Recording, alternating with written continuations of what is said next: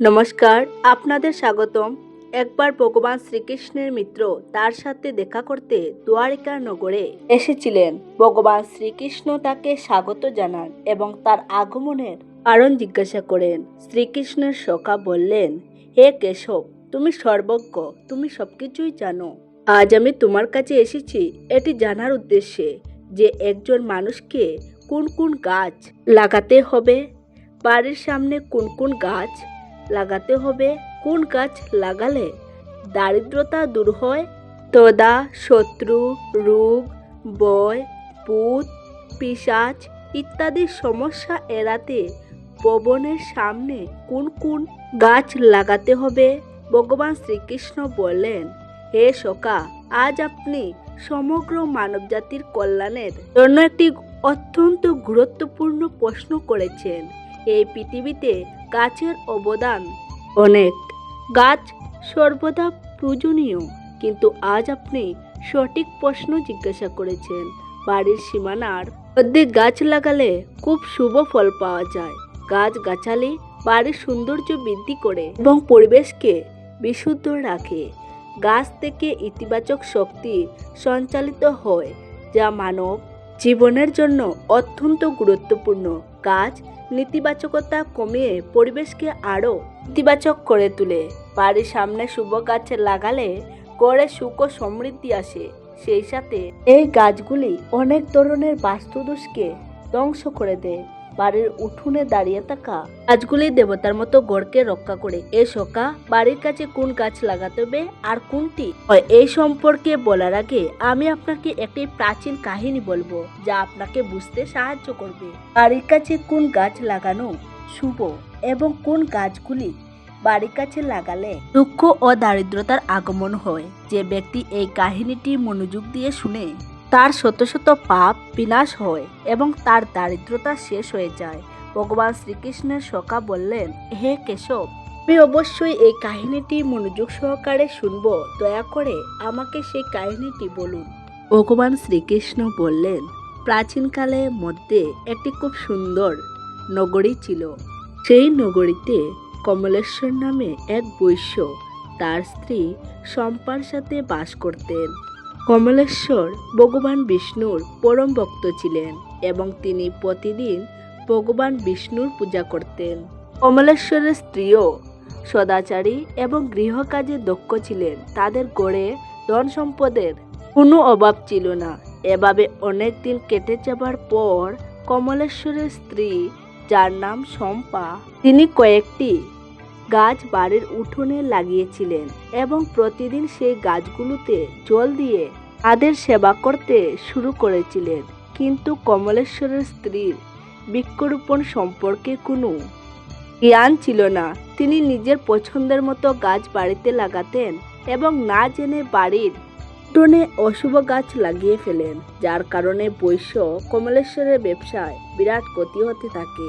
তার বাড়িতে প্রতিদিন ঝগড়া হতে থাকে। স্বামী স্ত্রীর মধ্যে বারবার ঝগড়া হতে থাকে। তাদের দুজনের জীবনে অনেক সমস্যা আসতে থাকে।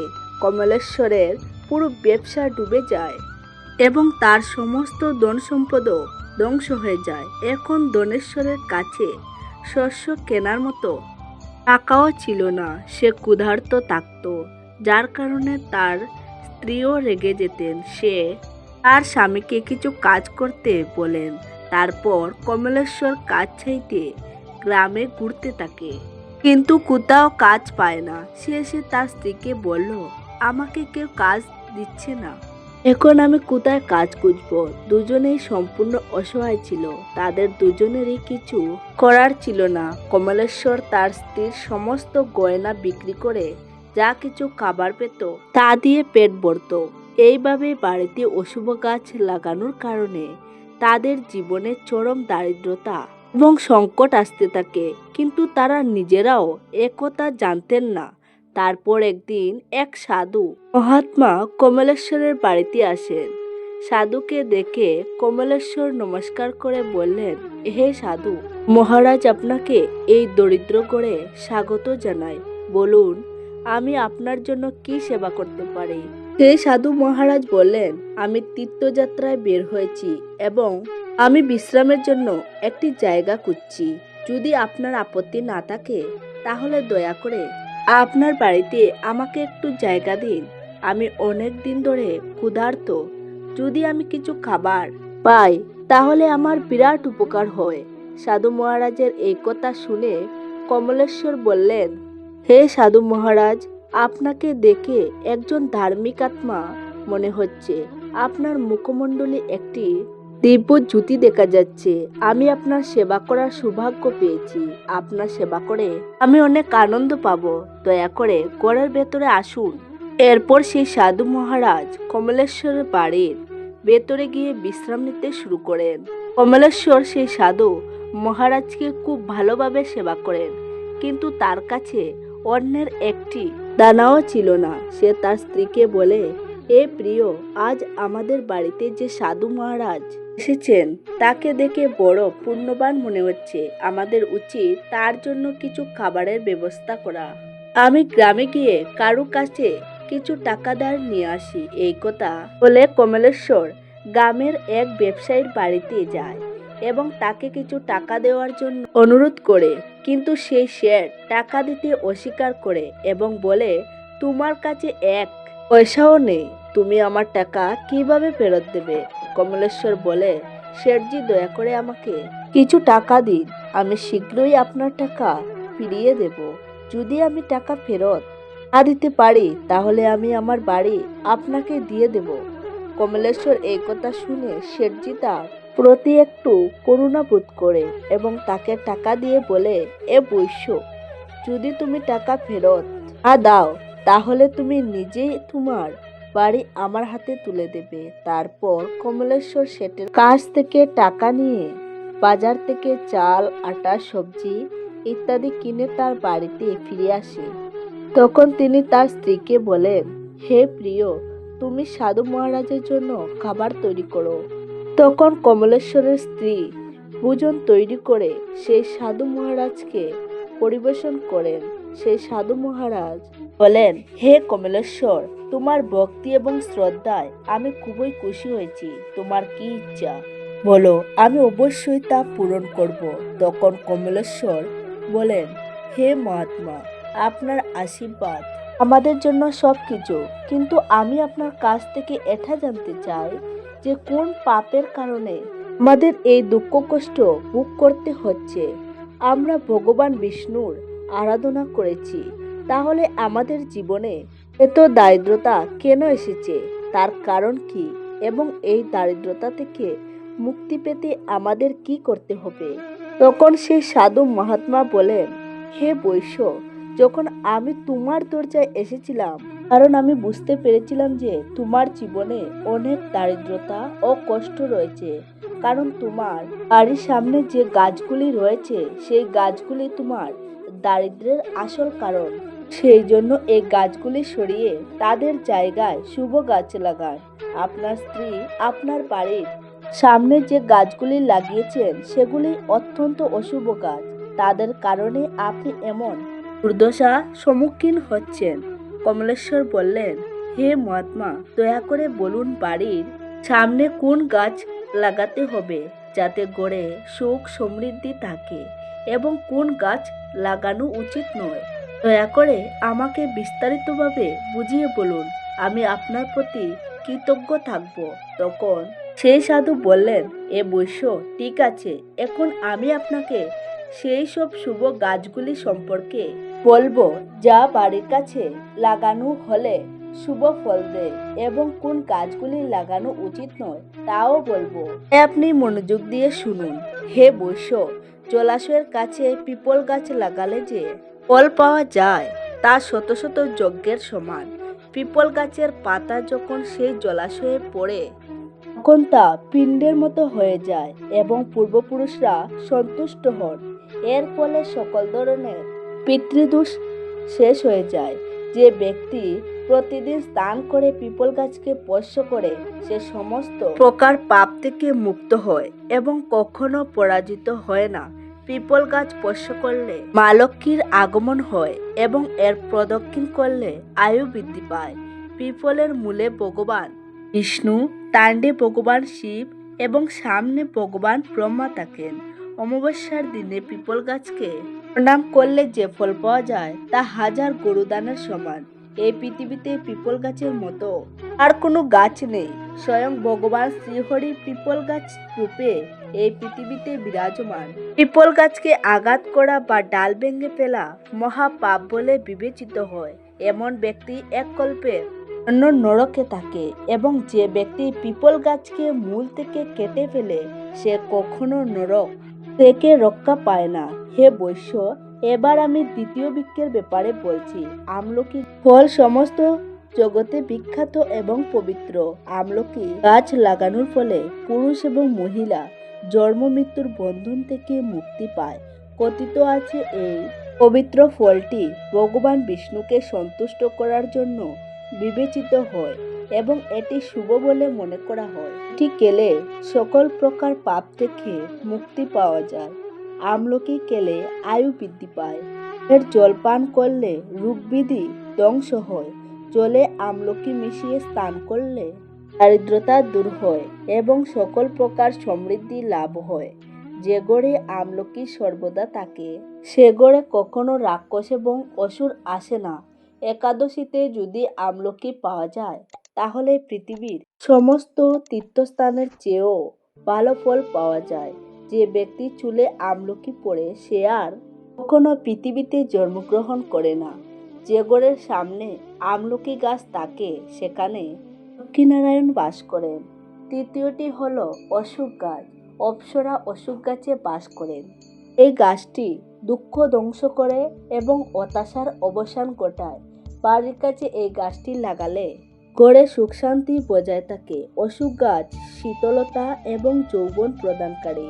ত্রেতা যুগে যখন মা লক্ষ্মী দেবী সীতার রূপ ধারণ করেছিলেন এবং রাবণ যখন দেবী সীতাকে অপহরণ করেছিলেন তখন তিনি অশোক বটিকাতে থাকতেন। অশোক গাছ মা সীতার অনেক সেবা করেছিলেন, তাই মা সীতা অশোক গাছকে আশীর্বাদ দিয়েছিলেন যে এই গাছটি যেখানে থাকুক না কেন তিনি সর্বদা সেখানেই বাস করতেন। চতুর্থটি হলো পাকুর গাছ।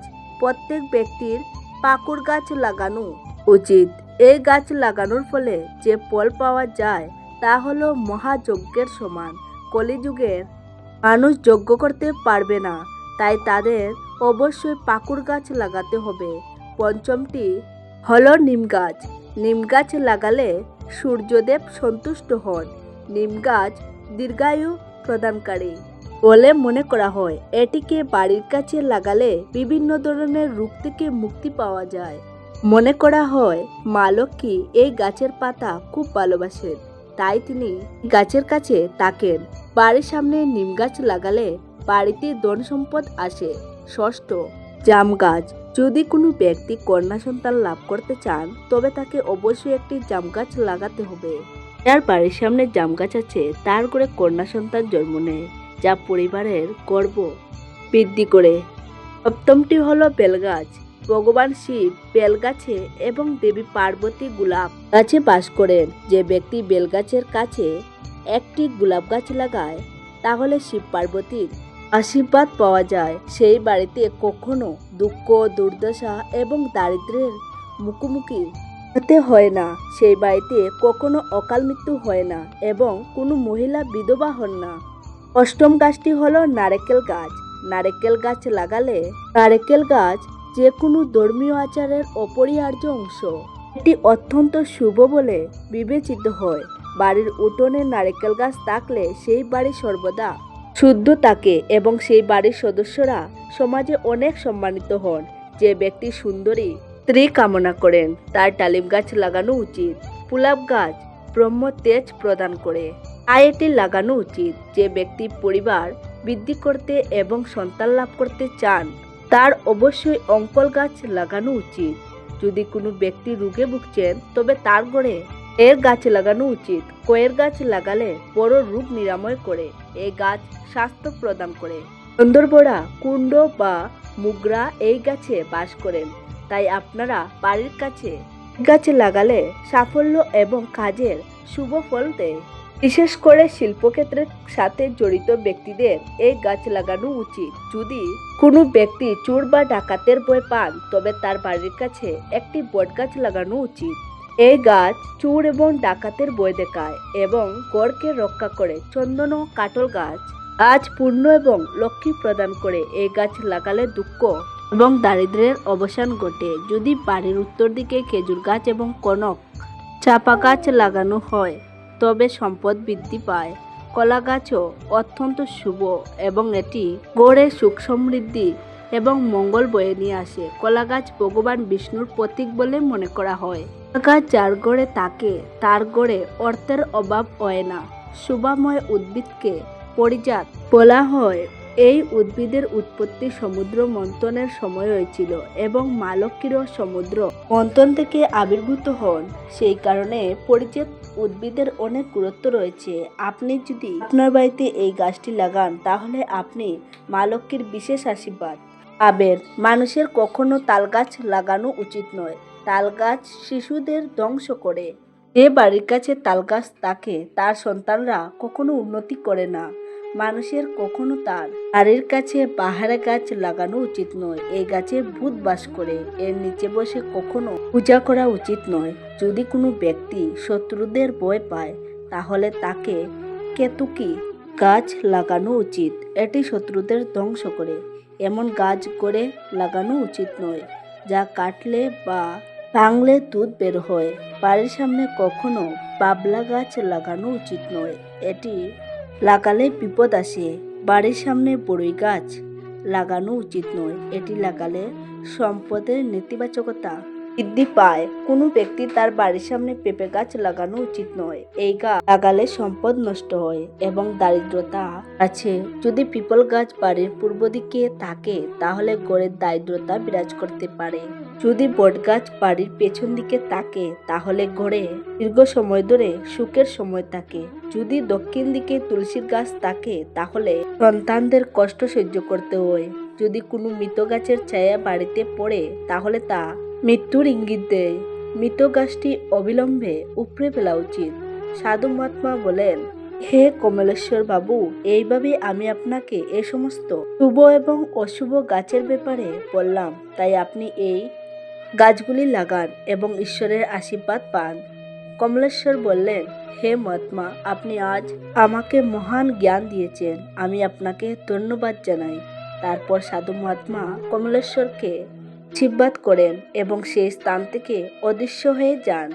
কমলেশ্বর এবং তার স্ত্রী সাধু মহাত্মাকে হঠাৎ অদৃশ্য হতে দেখে অবাক হয়ে যায়। তারপর তারা বুঝতে পারেন যে স্বয়ং ভগবান বিষ্ণু তাদের বাড়িতে এসেছিলেন। তারপর দনেশ্বর সাধু মহাত্মার নির্দেশ অনুসারে তার বাড়ির সামনে অনেক শুভ গাছ লাগান, যার ফলে হঠাৎ করে তিনি প্রচুর ধনসম্পদ পান এবং তাদের দারিদ্রতা দূর হয়।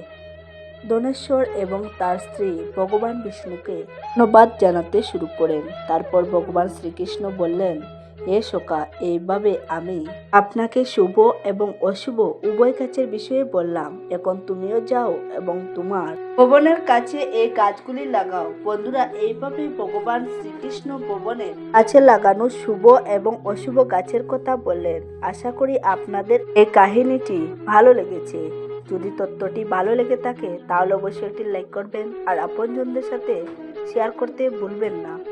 সবাই ভালো থাকুন, সুস্থ থাকুন। নমস্কার, ধন্যবাদ।